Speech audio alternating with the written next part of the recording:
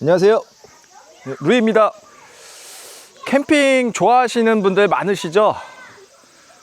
자연을 즐기는 방법으로 캠핑만큼 접근하기 쉬운 게 없기 때문인데요.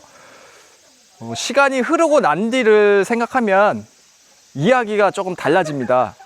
오늘은 캠핑과 소형별장 아인솜을 서로 비교해 보면서 이야기를 해보도록 하겠습니다.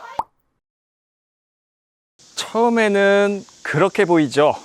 그런데 총 비용으로 따지면 생각보다 차이가 안 납니다. 중급 이상 캠핑 장비를 갖추는데 초기 비용이 500만 원에서 1000만 원 이상 들기 때문인데요. 텐트, 탐프, 코펠, 버너 같은 주요 장비 교체 주기가 3년에서 한 5년이고 캠핑장 사이트 비용도 이제 적게는 연간 수십만 원에서 많게는 수백만 원씩 나갑니다. 당장의 가격만 보면 저렴해 보이는 게 사실입니다. 하지만 시간이 흘렀을 때 총 비용 기준으로 따지면 얘기가 달라집니다. 계산해 보면은 놀라시는 분들이 많아요. 한번 예를 들어서 계산을 해 볼게요.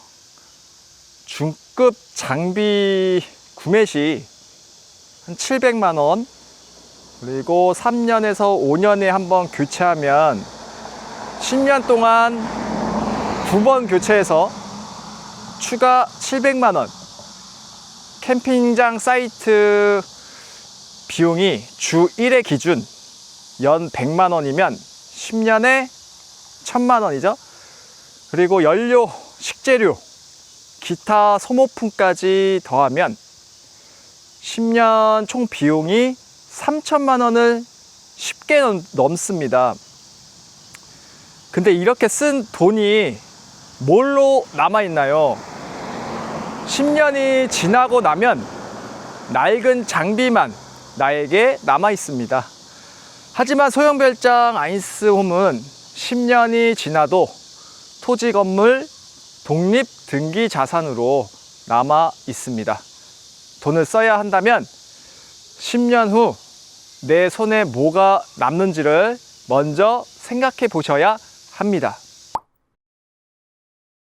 캠핑이 자유로운 것은 맞습니다.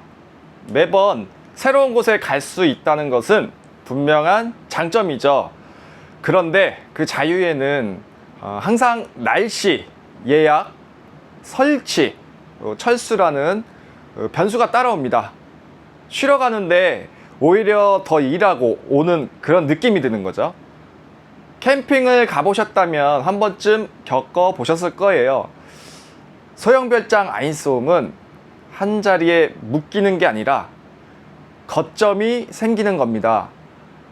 언제든 갈 수 있는 내 공간이 생기는 것이죠. 실제로 소형별장 아인솜을 거점으로 삼고 주변에서 캠핑을 즐기시는 분양자분들도 많이 계십니다. 캠핑 당연히 좋죠. 하지만 고정 공간이 아이한테 주는 건 캠핑이 따라오지 못하는 영향이 있습니다.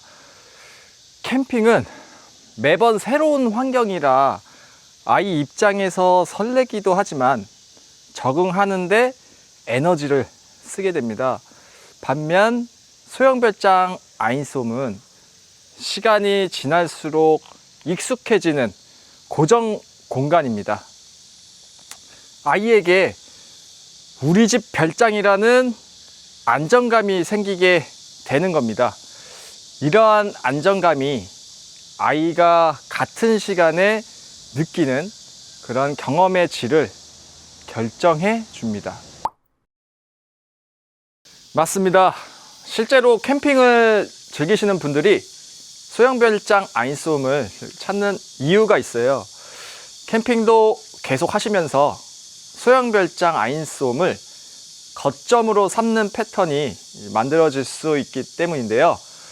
소형별장 아인솜에 들려서 간단하게 장비를 챙기고 근처 강변으로 이제 캠핑을 하러 가시는 분들도 많이 계시는 것이 그 증거입니다.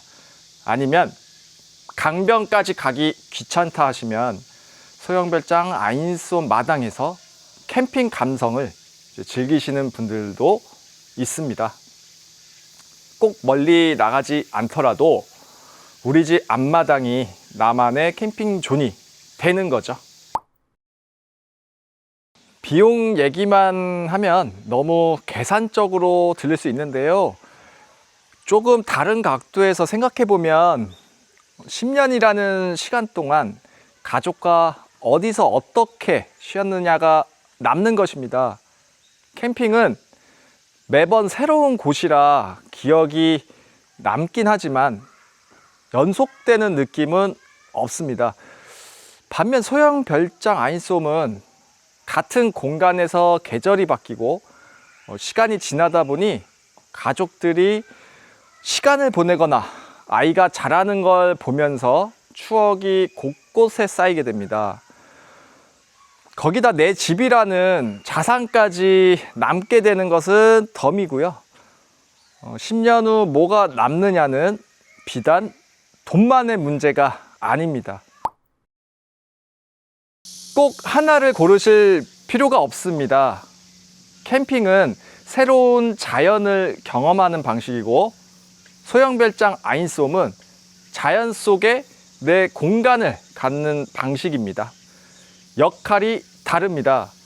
현장에서 느끼는 건 둘 다 가진 분들이 가장 만족도가 높다는 겁니다. 소형별장 아인수홈을 먼저 갖고 나서 캠핑을 더 자유롭게 즐기시는 분들도 많이 계시고요. 거점이 생기니까 오히려 캠핑이 더 편해졌다는 그런 분양자분들이 많은 것도 사실이고요. 오늘은 캠핑이랑 소형별장 아인수홈을 비교해 보았는데요. 꼭 둘 중 하나를 선택하는 문제가 아닐 수도 있습니다. 다만 10년 뒤를 생각하면 지금 쓰는 돈이 자산으로 남느냐 아니냐는 분명히 다른 문제입니다. 그 차이를 한번 생각해 보시면 좋겠습니다. 궁금하신 점이 있으시다면 우측 상단의 연락처로 언제든 편하게 연락 주시고요. 그럼 남은 한 주도 알차게 이제 마무리 잘 하시기 바랍니다.